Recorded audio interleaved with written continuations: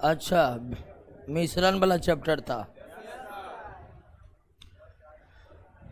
सब लोग मिश्रण को पढ़े थे कि ना?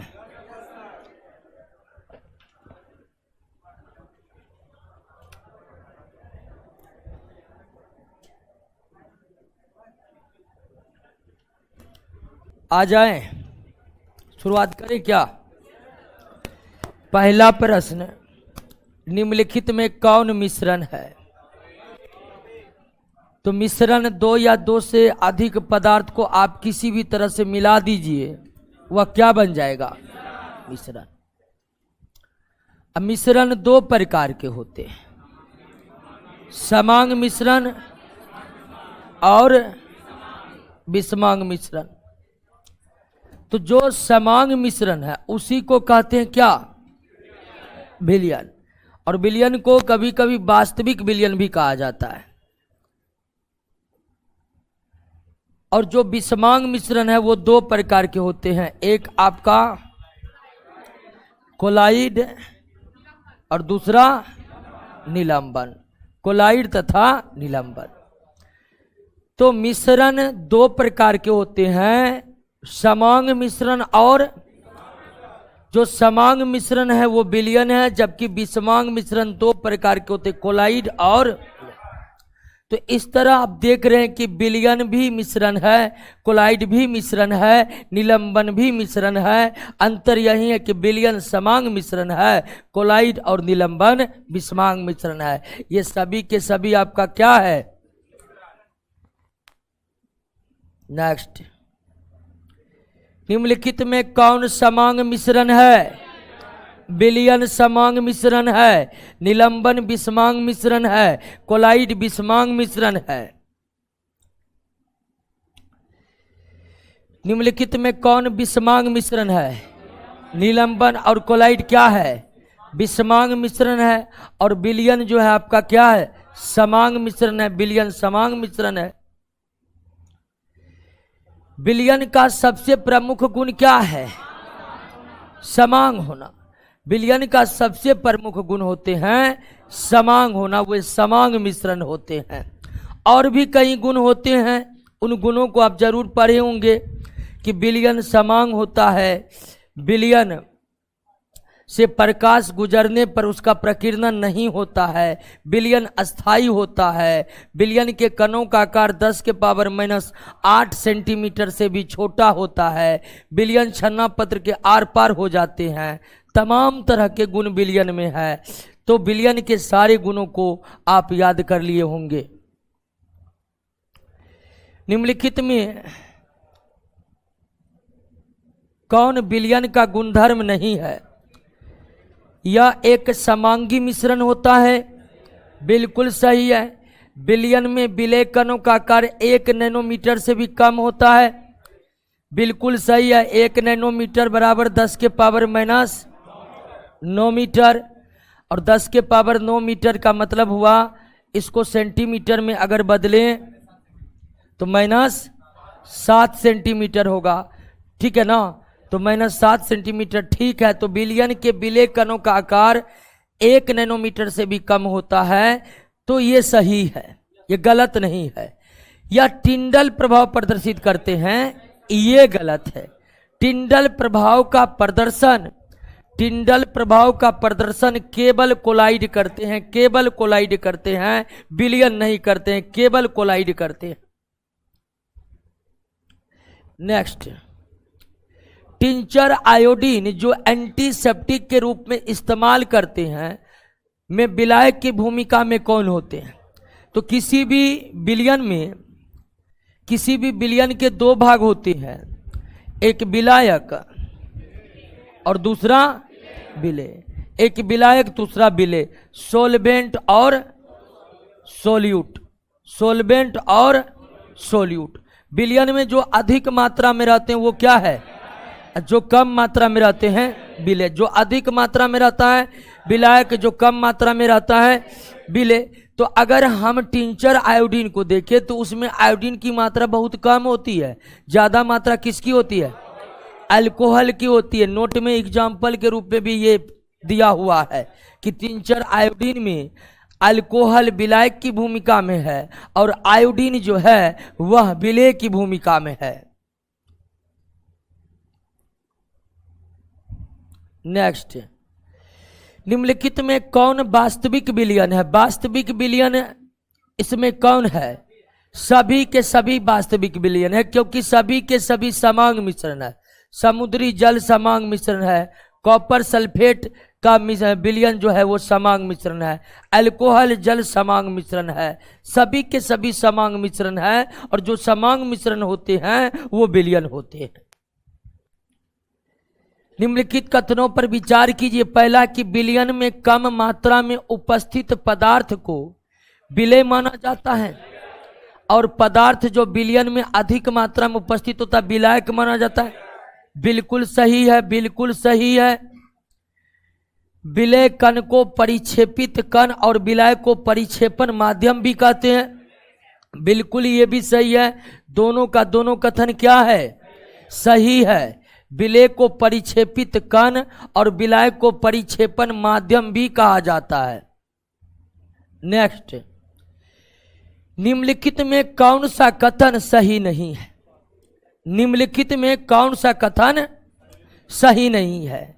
वास्तविक विलयन विषमांगी नहीं होते हैं। बिल्कुल सही है, समांगी होते हैं वास्तविक विलयन। वास्तविक विलयन प्रकाश का प्रकीर्णन नहीं करता है। बिल्कुल सही है, प्रकाश का प्रकीर्णन केवल कोलाइड करता है। वास्तविक विलयन के कण को सूक्ष्मदर्शी के द्वारा नहीं देखा जा सकता है। ये भी सही है। विलयन के कण इतने छोटे होते हैं कि उन्हें माइक्रोस्कोप के सहायता से भी देखा नहीं जा सकता है। तो इसका मतलब गलत कौन है? वास्तविक विलयन के कण फिल्टर पेपर से नहीं निकल पाते हैं। बिल्कुल निकल पाते हैं। वास्तविक कण बहुत छोटे छोटे होते हैं, बहुत छोटे छोटे होते हैं और उनके कण फिल्टर पेपर से निकल जाते हैं। क्लियर दोस्तों?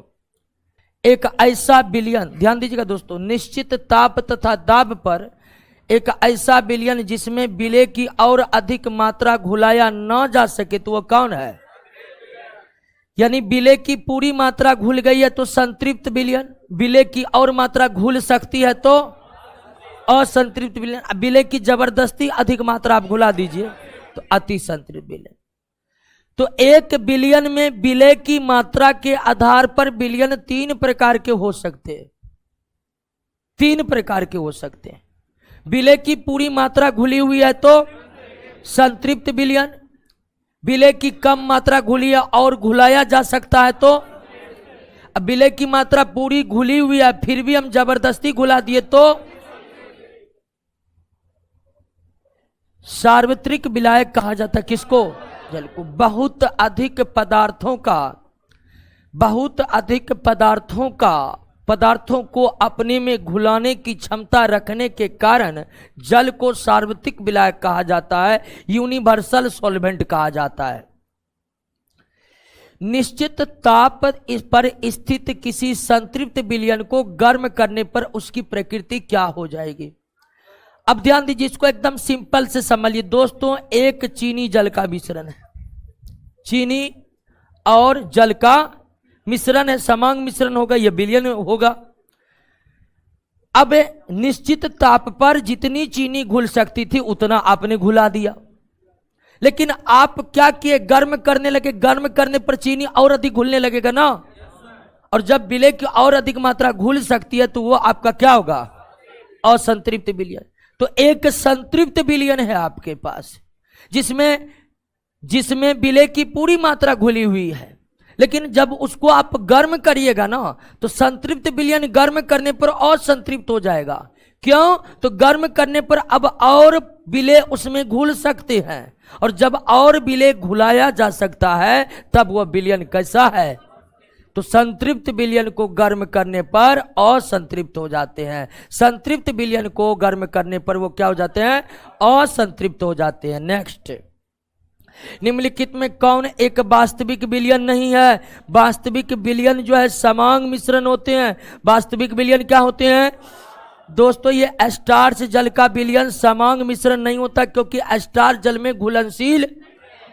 घुलनशील नहीं आता। जब स्टार्च जो कि एक कार्बोहाइड्रेट है, तो स्टार्च, ग्लाइकोजेन, काइटिन जैसे कार्बोहाइड्रेट जल में घुलते नहीं है। अतः स्टार्च जल का विलयन, ग्लाइकोजन जल का विलयन, ये सब आपको वास्तविक विलयन नहीं बनाएगा। वास्तविक विलयन पूर्णतः घुल के समांग मिश्रण बन के ही होगा। दोस्तों स्टार्च जल घुलन, स्टार्च अघुलनशील है। ग्लाइकोजन का भी नाम सुने होंगे आप, वो भी क्या है? क्लियर? निम्नलिखित में कौन विलयन है? तो विलयन क्या होगा? समांग मिश्रण। मिट्टी समांग मिश्रण है, स्याही समांग मिश्रण नहीं है। आपको बता दे, लगता है स्याही। स्याही इंक को देखिएगा, ब्लड को देखिएगा, दूध को देखिएगा तो आपको समांग प्रतीत होंगे, लेकिन दूध, रक्त, स्याही ये सब विषमांग मिश्रण है। जल और अल्कोहल का मिश्रण पूरी तरह से समांग मिश्रण है, पूरी तरह से समांग मिश्रण है, और यह आपका विलयन होगा। हर समांग मिश्रण विलयन कहलाता है। क्लियर? नेक्स्ट, नमक तथा जल के वास्तविक विलयन। नमक तथा जल के वास्तविक विलयन के संदर्भ में कौन सही है? नमक तथा जल के वास्तविक विलयन के संदर्भ में कौन सही? या पारदर्शक अस्थाई होता? बिल्कुल। अस्थाई होने का मतलब थोड़ी देर आप नमक जल के विलयन को छोड़ दीजिएगा तो नमक नीचे पेंदी में जाकर बैठ जाएगा क्या? नहीं ना होगा। तो इसका मतलब वो अस्थाई है। जब विलय के कण बर्तन के पेंदी में जाकर बैठ जाए तब समझिए वो अस्थाई और वो वास्तविक विलयन, क्योंकि वास्तविक विलयन अस्थाई होते हैं। इसके कण को खुली आंखों से देखा जा सकता है, ये गलत है। इसका मतलब यही सही है, ये गलत है। टिंडल प्रभाव प्रदर्शित नहीं करता है, ये भी सही है। नमक जल के वास्तविक विलयन के संदर्भ में पारदर्शक तथा अस्थायी होता है। नमक जल पारदर्शी होता है कि नहीं होता है? तो पारदर्शक तथा अस्थायी होता है, या टिंडल प्रभाव प्रदर्शित नहीं कर सकता, ये भी सही है। वास्तविक विलयन टिंडल प्रभाव को प्रदर्शित, टिंडल प्रभाव को केवल कोलाइड ही प्रकाशित। तो यहां पर दोस्तों ए और सी सही है और बी और डी गलत है। थोड़ा मिस्टेक हो गया लगता है क्वेश्चन में, ठीक है ना? तो समझे कि न बात को? सवाल में कौन सी कॉन्सेप्ट की आवश्यकता है, इस बात को आप समझ ही गए हैं। चलिए दोस्तों, अब विलेयता सोलबिलिटी का क्या फार्मूला है? तो विलेय की मात्रक बटे विलायक की मात्रा गुना 100। पोटेशियम सल्फेट का 12 ग्राम 60 डिग्री सेल्सियस पर जल के 75 ग्राम में विलेय है।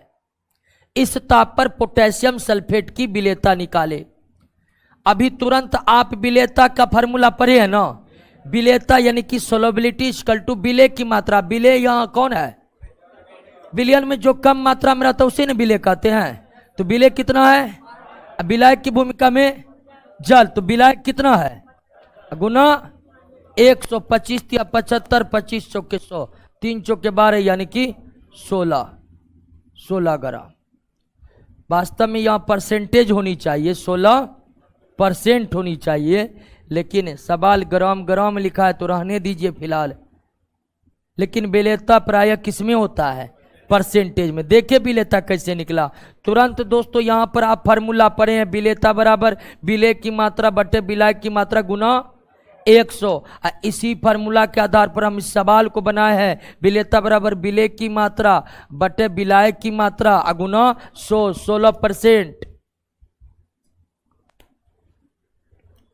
दरोगा का सबसे बेस्ट तरीक क्या है सर? एक ही अटेम्प्ट में हो जाए, एक ही अटेम्प्ट में हो जाए, यही सोच के आप तैयारी करें, दूसरा अटेम्प्ट छोड़िए। सबसे पहले इस बात की पूरी तरह से आत्मविश्वास से लवरेज रहिए कि इसी बार नौकरी लेना है। अरे भविष्य में क्या होगा कौन देखने जाता है? वर्तमान में हम हैं और हम नौकरी लेंगे, और कोई अलग तरीका नहीं है। जो भी प्रश्न करवा रहे हैं उसको बार बार रिवीजन करते रहिए, याद करते रहिए। परीक्षा में फाइनली जाकर आपको क्वेश्चन लगाना है, क्वेश्चन लगाना है। जितने अधिक से अधिक प्रश्नों से गुजरिएगा मस्तिष्क उतने अधिक से अधिक प्रश्न को अपने पास स्टोर करेगा। तो कोई तरीका नहीं है। और सबसे बेहतरीन तरीका, जो चैप्टर समाप्त हो गया है उसके क्वेश्चन को पूरी तरह से याद रखिए। देखिए 250 यहाँ 25 डिग्री होगा तो यहाँ से कोई फर्क पड़ेगा नहीं। यहाँ सवाल में 25, ये आप 9th क्लास में बनाए होंगे, एनसीईआरटी का सवाल है, याद है।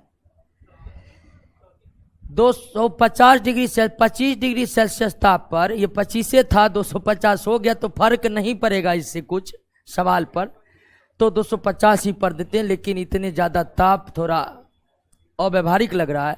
तो 250 डिग्री सेल्सियस ताप पर सोडियम नाइट्रेट के संतृप्त विलयन के 35 ग्राम में 9 gram sodium nitrate. Sodium nitrate कितना है? 9 ग्राम है। और टोटल विलयन कितना है? कितना है? 35 ग्राम है। तो इसमें विलायक तो सोडियम नाइट्रेट होगा नहीं, विलायक जलीय जल होगा। सोडियम नाइट्रेट के संतृप्त विलयन तो जल होगा, तो विलायक हो जाएगा। देखिए ये आपका विलय हो गया, जो कम मात्रा में वो क्या है, तो विलय क्या है 9 ग्राम, और टोटल विलयन कितना है 35 ग्राम। तो विलायक बराबर 35 माइनस 9, 35 माइनस 9 कितना हो गया 26। क्लियर? विलयन बराबर विलायक प्लस विलय, एक विलयन के 2 भाग होते हैं, विलायक और, तो विलयन बराबर विलायक प्लस विलयन कितना है 35 ग्राम, विलय कितना है, तो विलायक 35 में से 9 होगा। अब आइए सोलबिलिटी, विलेयता बराबर विलय का द्रव्यमान बटे विलायक का द्रव्यमान अगुना 100, 900 बटे 26 निकालिए तो 34.6। क्लियर? दरोगा बैच नहीं दिख रहा है मेरे में, क्या दिक्कत हो सकता है इसको? ऐप में तो अब सारा जो भी टेक्निकल गड़बड़ियां थी सब दूर कर लिया गया है। 1-2 दिन के लिए प्रॉब्लम हुआ था। क्लियर हो गया दोस्तों? बना लीजिएगा अब विलेयता वाला प्रश्न। अब विलेयता में नीचे देखिए, विलेयता का सवाल निकालने में कभी कभी विलयन की मात्रा देगा, लेकिन विलयन की मात्रा की जरूरी नहीं है विलेयता निकालने के लिए। विलेयता निकालने के लिए विलय की मात्रा की जरूरी है, और अब प्रश्न में प्राय विलयन देगा, तो विलयन दिया हुआ विलय दिया हो तो विलायक आराम से निकाल सकते, इसमें कोई दिक्कत। नेक्स्ट, 20 डिग्री सेल्सियस जल के 100 ग्राम में सोडियम क्लोराइड का 36 ग्राम विलय है।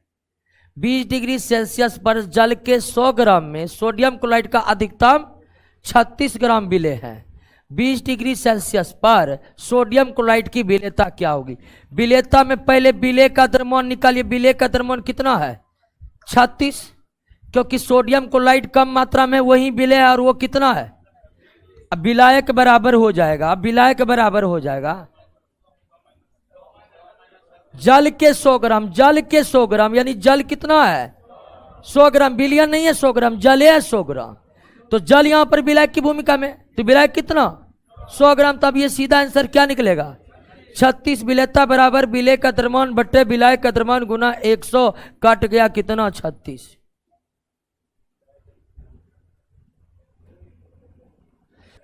बीस नंबर, निम्नलिखित में किस विलयन की प्रकृति अस्थायी होती है? अति संतृप्त विलयन। अति संतृप्त विलयन, अति संतृप्त विलयन वो विलयन है जिसमें विलय की बहुत अधिक मात्रा घुला दी गई है।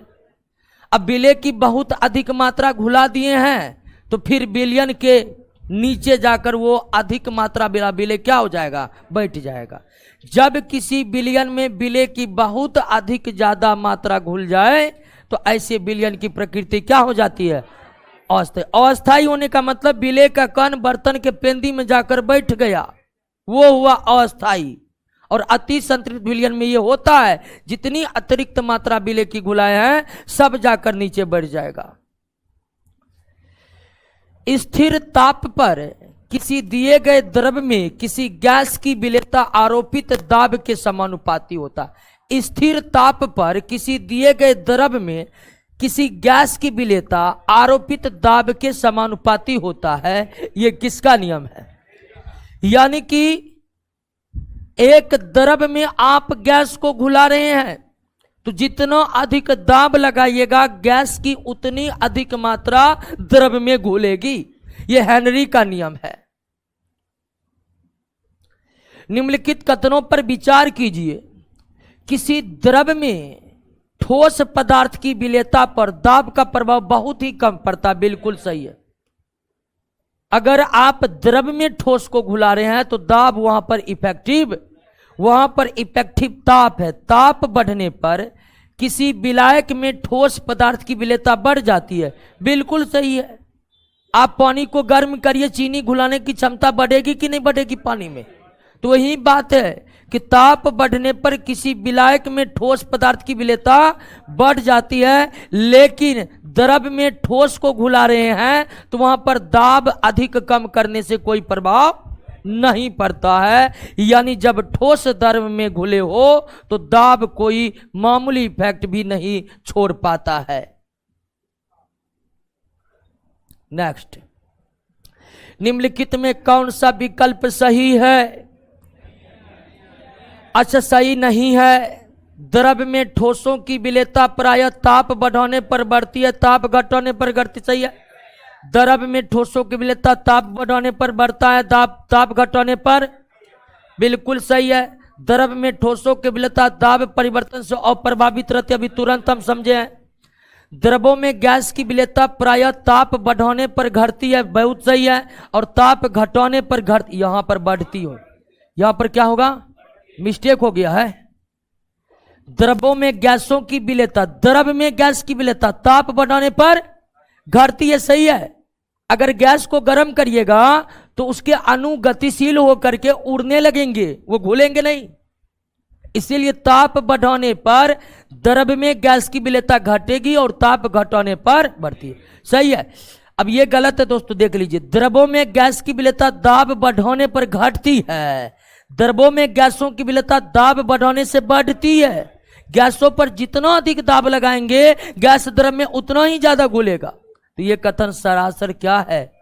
इसको थोड़ा सुधार लीजिएगा, नहीं सुधारिएगा तो वो भी गलत हो जाएगा। आज देख रहे हैं जिंदगी से जुड़े प्रश्न बहुत आ रहे हैं क्या?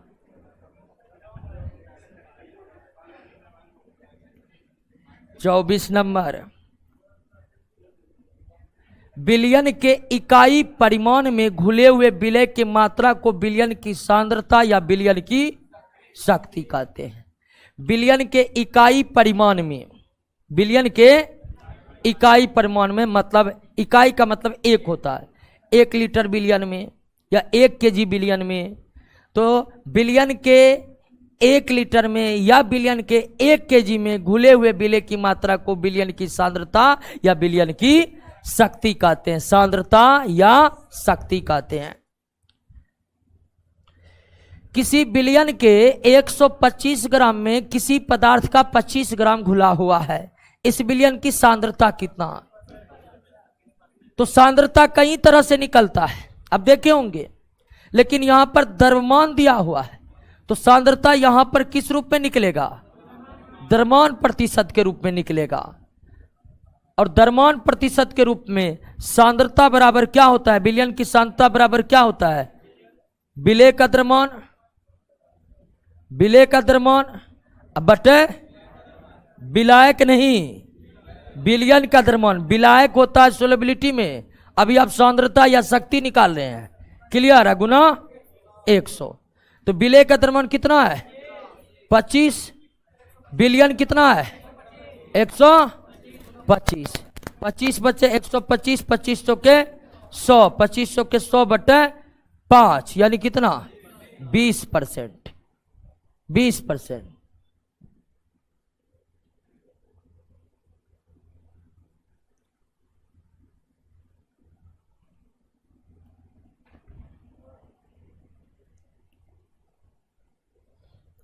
आगे बढ़े। 75 सेंटीमीटर क्यूब जल के आयतन में 25 सेंटीमीटर क्यूब अल्कोहल घुला हुआ है। 75 सेंटीमीटर क्यूब जल के आयतन में 25 सेंटीमीटर क्यूब अल्कोहल घुला हुआ है। प्रतिशत के रूप में जल अल्कोहल विलयन की सांद्रता कितनी होगी? अब देखिए यहां पर आयतन दिया हुआ है तो सांद्रता निकलेगा किस रूप में? आयतन प्रतिशत के रूप में। और आयतन प्रतिशत के रूप में सांद्रता बराबर होता है विलय का आयतन, विलय का आयतन बटे विलायक का आयतन, विलायक का आयतन गुना 100 गुना 100। क्लियर? तो विलय का आयतन, विलय इसमें कौन है? अल्कोहल है जी। अब विलयन टोटल कितना है? 75 सेंटीमीटर जल में, नहीं विलायक जल, यहां पर विलयन लेना है, सॉरी विलयन लेना है। यहां पर क्या लेंगे? सांद्रता निकालते समय विलयन लेना है। तो विलयन बराबर जल प्लस अल्कोहल दोनों मिलकर न बनेगा है? तो 25 बटे 75 प्लस 25 गुना 100। तो हमको लगता है 75 25 100 कट के कितना? 25। दोस्तों यहां पर देखिए कि 75 सेंटीमीटर क्यूब जल के आयतन में 25 सेंटीमीटर क्यूब अल्कोहल घुला हुआ है, यानी विलयन बराबर जल प्लस अल्कोहल होगा। तो विलयन टोटल हमारा 75 प्लस 25 सेंटीमीटर क्यूब हो जाएगा कि नहीं हो जाएगा? अब विलय कितना हमारा? 25। तो आंसर क्या निकलेगा? 25%।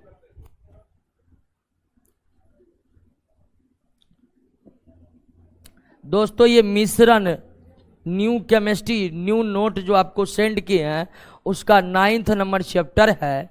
और 9th नंबर चैप्टर का वीडियो हम डाले हुए थे सॉल्यूशन नाम से, लेकिन न्यू पीडीएफ में इसका नाम बदलकर क्लासिफिकेशन ऑफ मिक्सर हो गया है। उसी का क्वेश्चन करवा रहे हैं,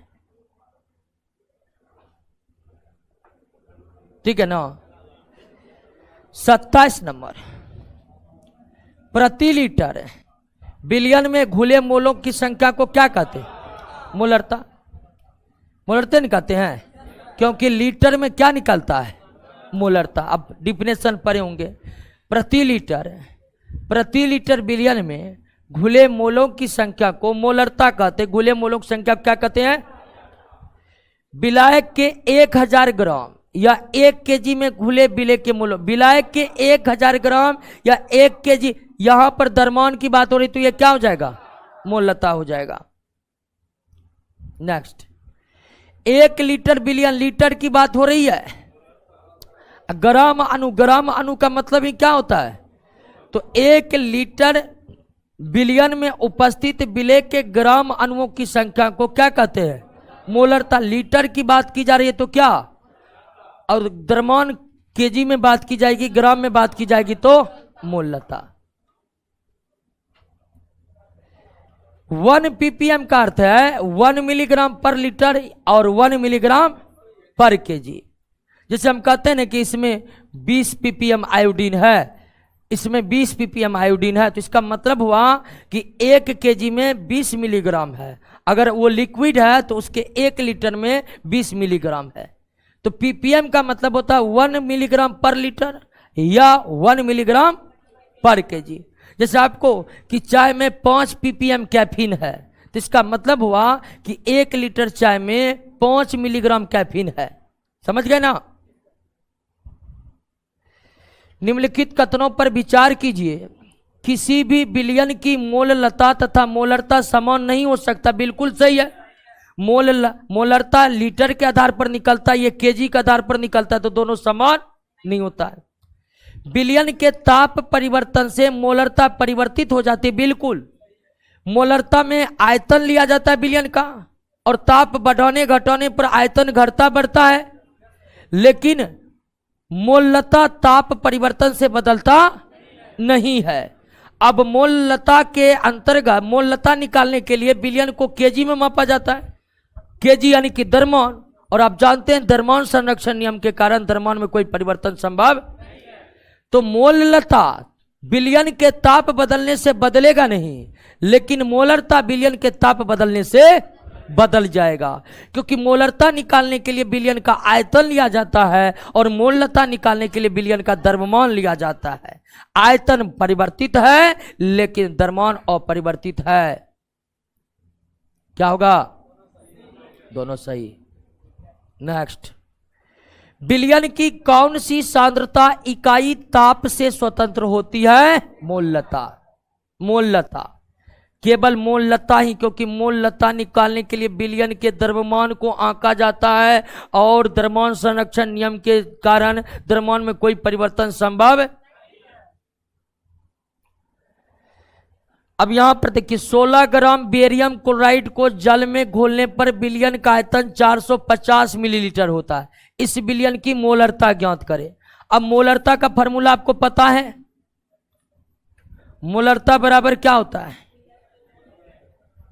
विलय का मोल बटे विलयन का लीटर में आयतन। विलयन का लीटर में आयतन।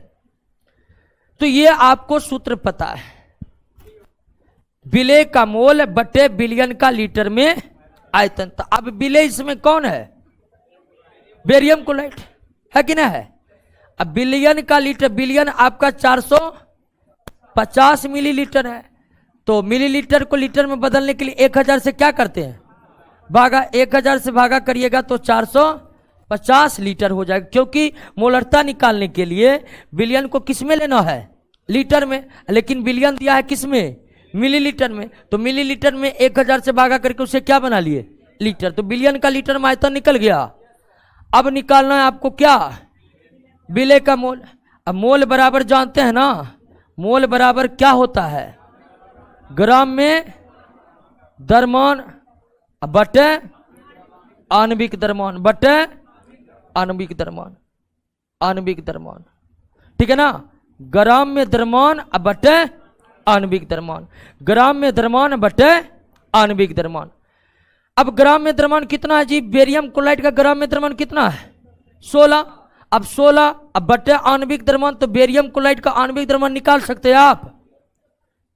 बेरियम का होता है 137 137। क्लोरीन का होता है 35.5 mu। तो बेरियम क्लोराइड Cl2 तो 35 दूनी 70 71। बेरियम हो गया 37 प्लस 71, कितना हो गया? 210 8 में, और ग्राम में बदलिएगा तो 208 ग्राम। क्लियर? तो बेरियम क्लोराइड का आणविक द्रव्यमान निकल गया। बेरियम क्लोराइड का आणविक द्रव्यमान कितना निकला? अब आप बेरियम क्लोराइड का मोल निकालिएगा ना, 208 निकला ना, तो 16 भागा 208 दीजिए तो कितना आ रहा है? आंसर तो देखिए ना, क्लियर है, यही होगा। होगा कि नहीं होगा? छोड़िए ना जी, है या आपका देखिए 450 400 यहीं पर ना है आपका। और विलयन का लीटर में आयतन आपका कितना निकला? ये भी आपका क्लियर है। 16 में 208 से भागा दीजिए, इतना आ रहा है कि ना आ रहा है?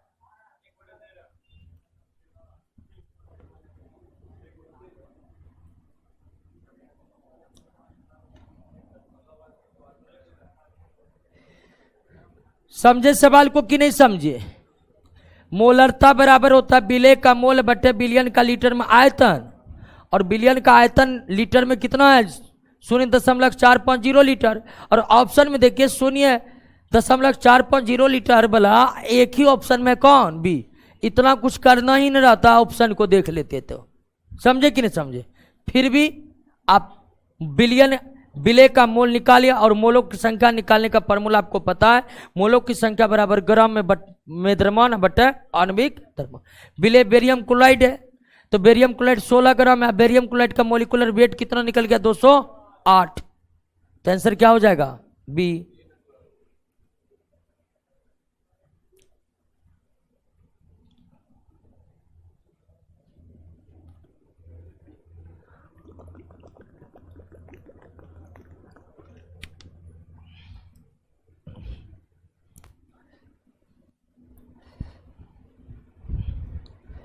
क्लियर?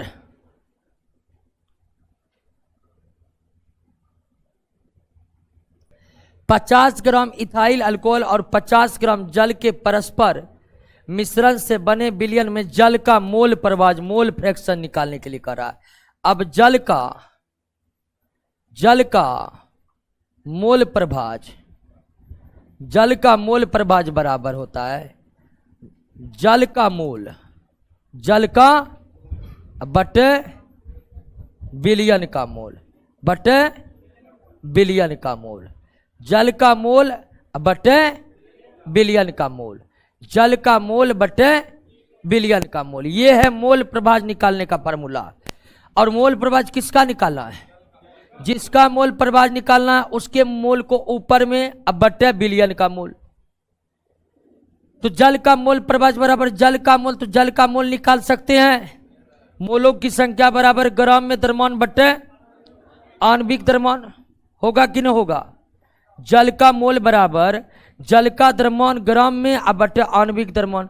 जल का आणविक द्रव्यमान तो आपको याद होगा 18 होता है कई बार ये। तो जल का मोल 50 बटे मोल बराबर अभी पिछले सवाल में बताए ग्राम में द्रव्यमान बटे आणविक, और ग्राम में द्रव्यमान जल का कितना है और जल का आणविक द्रव्यमान कितना होता है? दीजिए भागा कितना आ रहा है? 2 पॉइंट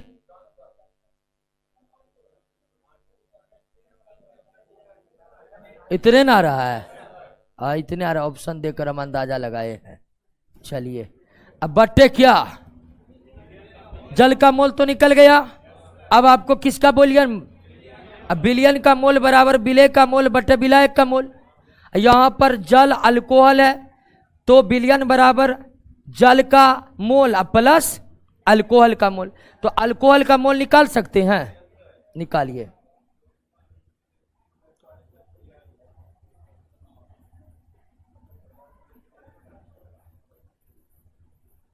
अल्कोहल का मोल बराबर ग्राम में द्रव्यमान, ग्राम में इसका आणविक द्रव्यमान निकलेगा। कार्बन का 12 होता है, 12 दूनी 24, हाइड्रोजन का 1, 24 5 29, 1 30 और 16 46, कितना 62 होगा। कार्बन का 12 होता है, हाइड्रोजन का 1 होता है, ऑक्सीजन का 16 होता है। जोड़िए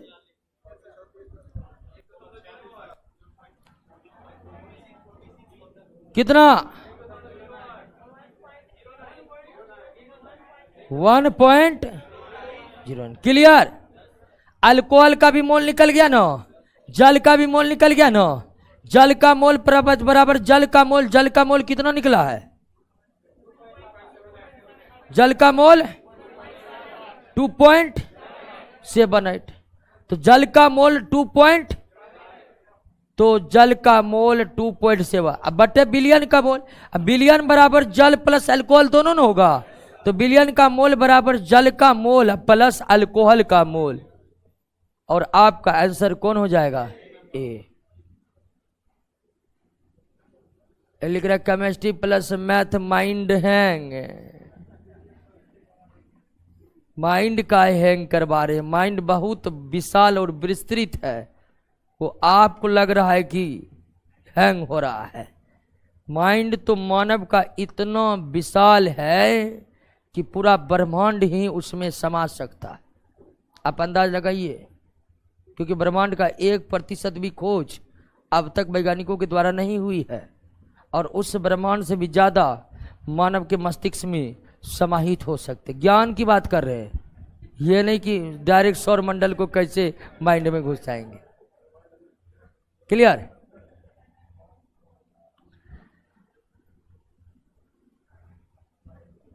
क्लियर। निम्नलिखित में कौन मिश्रण विलयन है? सॉफ्ट ड्रिंक, क्योंकि सॉफ्ट ड्रिंक ही समांग मिश्रण है, इसलिए यह विलयन है। रक्त, बारूद, मिट्टी ये सब समांग विलयन नहीं है। कोलाइड विलयन क्या होते हैं? विषमांग। निलंबन भी क्या होते हैं? विषमांग। निम्नलिखित में कौन एक कोलाइड विलयन नहीं है? चीनी जल का विलयन। चीनी जल का विलयन समांग मिश्रण बन जाता है, इसलिए वो वास्तविक विलयन हो जाएगा, कोलाइड विलयन नहीं होगा। साबुन जल, स्टार जल, मानव रक्त, दूध, शेविंग क्रीम, टूथपेस्ट, सारे के सारे क्या है? कोलाइड। विद्युत क्षेत्र के प्रभाव से कोलाइडी कणों का गमन क्या कहलाता है? विद्युत कण संचलन कहलाता है, इलेक्ट्रोफोरेसिस कहलाता है। विद्युत कण संचलन कहलाता है, इलेक्ट्रोफोरेसिस कहलाता है। 1 बिलियन से प्रकाश को गुजारने पर बिलियन प्रकाश के किरण पुंज का प्रकीर्णन करता है और उसके पथ को दृष्टिगोचर करता है। यह टिंडल प्रभाव दिखाने वाला कोलाइड विलयन है। टिंडल प्रभाव दिखाने वाला कोलाइड विलयन है। निम्नलिखित में कौन एक कोलाइड नहीं है? सॉफ्ट ड्रिंक, सॉल कोलाइड है, जेल कोलाइड है, एरोसोल कोलाइड है, फोम कोलाइड है। कोलाइड के तमाम प्रकार आप नोट में पढ़े कि न पढ़े? कोलाइड विलयन में कणों के टेढ़े मेढ़े मार्गों पर गमन करना बराउनी गति होगा। दोस्तों बराउनी गति होगा, 41 का सही कर लीजिए। कोलाइड विलयन में कणों के टेढ़े मेढ़े मार्गों पर गमन करना बराउनी गति कहलाता है। बराउनी गति कहलाता है। कोलाइड विलयन में बराउनी गति उत्पन्न होने के कारण परिक्षेपण माध्यम और परिक्षेपित कणों का टक्कर है। कोलाइड विलयन में बराउनी गति किस अवस्था में बहुत ही तीव्र गति से होगा? किस अवस्था में? तो बराउनी गति सबसे तेज उस अवस्था में होगा जब विलय के कण क्या हो? सूक्ष्म हो, माध्यम की सांद्रता कम हो और ताप अधिक हो। बराउनी गति अत्यधिक तेजी के साथ तब होगा जब विलय के कण सूक्ष्म हो, माध्यम की सांद्रता कम हो और ताप अधिक हो। नेक्स्ट, कोलाइड विलयन में कोलाइड कणों का आकार 10 के पावर -7 से 10 के पावर -5 सेंटीमीटर के बीच होता है। कोलाइड विलयन से प्रकाश को गुजारने पर टिंडल प्रभाव उत्पन्न होते हैं। ये टिंडल प्रभाव क्या है? प्रकाश का प्रकीर्णन। टिंडल प्रभाव क्या है? नेक्स्ट, कोलाइड विलयन तथा वास्तविक विलयन में किस एक द्वारा विभेद नहीं किया जा सकता? फिल्टर पेपर, क्योंकि फिल्टर पेपर से कोलाइड के कण भी गुजर जाते हैं और फिल्टर पेपर से विलयन के कण भी गुजर जाते हैं। आप टिंडल प्रभाव के द्वारा विलयन और कोलाइड में अंतर कर सकते हैं। कोलाइड टिंडल प्रभाव दिखाता है, विलयन नहीं दिखाता है। आप बराउनी गति से भी कोलाइड विलयन में अंतर कर सकते हैं। कोलाइड बराउनी गति दिखाता है, विलयन नहीं दिखाता है। विद्युत कण संचलन यानी कि इलेक्ट्रोफोरेसिस की घटना भी केवल कोलाइड में होती है, विलयन में नहीं होती है। तो हमें इसे और इसके द्वारा विलयन और कोलाइड में विभेद कर सकते हैं, लेकिन फिल्टर पेपर से दोनों के बीच विभेद संभव नहीं है, क्योंकि फिल्टर पेपर से विलयन के कण भी गुजर जाते हैं और फिल्टर पेपर से नेक्स्ट कौन सा विकल्प सम्मिलित नहीं है? हाँ, धुआं फोम नहीं है, धुआं एरोसोल का उदाहरण है। धुआं एरोसोल का उदाहरण है। स्याही सॉल कोलाइड है, दूध पायस कोलाइड है, मानिक के पत्थर नीलम, मानिक नीलम रत्न वाला जो होता है पत्थर वो ठोस सोल है। मक्खन, मक्खन किसका उदाहरण है? मक्खन का द्रव का ठोस में परिक्षेपण, यानी कि द्रव विलेय है, ठोस विलायक। मक्खन द्रव का ठोस में परिक्षेपण, मक्खन द्रव का ठोस में परिक्षेपण है। तो इसका मतलब क्या? इसका मतलब हुआ कि ठोस विलायक की भूमिका में है और द्रव विलेय की भूमिका में है। ठोस विलायक की भूमिका में है और द्रव विलेय की भूमिका में है। निम्नलिखित में कौन एरोसेल नहीं? Shaving cream. शेविंग क्रीम जो है फोम के उदाहरण है। शेविंग क्रीम फोम के उदाहरण है, एरोसोल के उदाहरण नहीं है। मक्खन और पनीर जेल के उदाहरण है। मक्खन और पनीर किस प्रकार का कोलाइड है? जेल है। मक्खन पनीर जेल है, जेल। नोट में हल्का मिस्टेक है, हमको पता है, लेकिन आप मान के चलिए मक्खन पनीर क्या है? वह कोलाइड अवस्था जिसमें वायु परिक्षेपण माध्यम है। वायु परिक्षेपण माध्यम मतलब गैस परिक्षेपण माध्यम। गैस परिक्षेपण माध्यम हो तो वैसा कोलाइड को क्या कहते हैं? एरोसोल। पायस क्या है? पायस समझिए, पायस पहले कोलाइड है, कोलाइड होगा तो वो समांग मिश्रण यानी मिश्रणशील नहीं होगा, अमिश्रणशील होगा। विषमांग को अमिश्रणशील भी कहते हैं। अंग्रेजी दिया रहता तब कोई दिक्कत नहीं रहता प्रश्न में। तो मिश्रणशील का मतलब समांग, अमिश्रणशील का मतलब विषमांग। तो पायस द्रव, द्रव का अमिश्रणीय मिश्रण है, दो अमिश्रणशील द्रवों का मिश्रण है। कौन? पायस। निम्नलिखित में किसमें परिक्षेपित प्रवस्था ठोस और परिक्षेपण माध्यम गैस? परिक्षेपण माध्यम गैस होता है एरोसोल में, परिक्षेपण माध्यम गैस होता है एरो, और उदाहरण में धुआं आपका क्या है? एरोसोल है। धुआं आपका क्या है? एरोसोल है। दूध को निम्नलिखित में क्या कहा जाता है? दूध को जल में परिक्षेपित यानी जल विलायक की भूमिका में है, बसा विलेय की भूमिका में है। कोलाइड विलयन की कौन सी अवस्था कुहासा में है? कुहासा जल का गैस में, जल गैस, जल गैस यानी कि द्रव का सबसे बेहतर विकल्प यही है, गैस का द्रव में परिक्षेपण। देखिए कुहासा एरोसोल है, कुहासा क्या है? एरोसोल है। एरोसोल मतलब द्रव का, द्रव का गैस में परिक्षेपण। लेकिन ये ऑप्शन है नहीं है, तो सबसे सर्वश्रेष्ठ विकल्प डी होगा, गैस का द्रव में परिक्षेपण। लेकिन यह ऑप्शन पूरी तरह से सही। कुहासा क्या है? एरोसोल में विलायक की भूमिका में कौन होते हैं? विलेय की भूमिका में द्रव भी होते हैं, ठोस भी होते हैं। तो कुहासा में विलायक की भूमिका में गैस है, विलेय की भूमिका में ठोस यानी कि द्रव का गैस में परिक्षेपण। लेकिन द्रव में गैस का परिक्षेपण का कोई ऑप्शन है नहीं, तो इसके स्थान पर यह आपका सर्वश्रेष्ठ उत्तर है। क्लियर? निम्नलिखित में कौन एक सही नहीं है? वास्तविक विलयन के कण फिल्टर पेपर के आर पार हो जाते सही है, कोलाइड के कण फिल्टर पेपर के आर पार हो जाते सही है, निलंबन के कण फिल्टर पेपर के आर पार हो जाते गलत। सी नंबर क्या है? निलंबन के कण बड़े बड़े होते हैं, निलंबन के कण बड़े बड़े होते हैं और वह फिल्टर पेपर के आर पार नहीं हो सकते हैं, फिल्टर पेपर के आर पार। अब ध्यान दीजिए, शुद्ध जल का मोलरता निकालने से अच्छा याद रखिए 55.6 होता है। मोलरता इससे पहले सवाल में निकाले थे ना, याद रखिएगा 55.6। निम्नलिखित में कौन निलंबन के उदाहरण है? कीचड़ युक्त जल, साधारण नमक का विलयन वास्तविक विलयन होगा, पोटास एलम का जल में विलयन भी वास्तविक विलयन होगा, स्टार्च जल का विलयन कोलाइड होगा, स्टार्च जल का विलयन क्या होगा? कोलाइड। रेत के सूक्ष्म कण का जल में, रेत मतलब बालू, ये किसका बनाएगा? निलंबन। क्या बनाएगा? नेक्स्ट, निलंबन के विलेय कणों का आकार 100 नैनोमीटर से भी क्या होता है?